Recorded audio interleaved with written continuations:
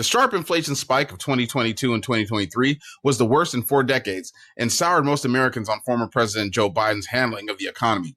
Inflation accelerates to 2.7% as Trump's tariffs start to bite. Consumer prices rose 2.7% in June from a year earlier, the U.S. Labor Department said on Tuesday, up from an annual increase of 2.4% in May. On a monthly basis, prices climbed 0.3% from May to June after rising just 0.0% the previous month.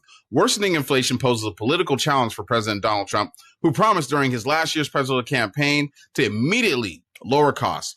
The sharp inflation spike of 2022 and 2023 was the worst in 4 decades and soured most Americans on former President Joe Biden's handling of the economy.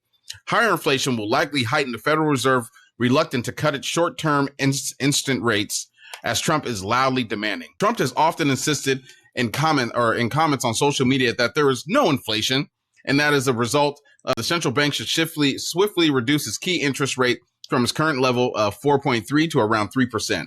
Excluding the volatile food and energy categories, core inflation increased 2.9% in June from a year earlier, up from 2.8% in May. On a monthly basis, it's picked up 2% from May to June. Economists closely watch core price because they typically provide a better sense of where inflation is headed.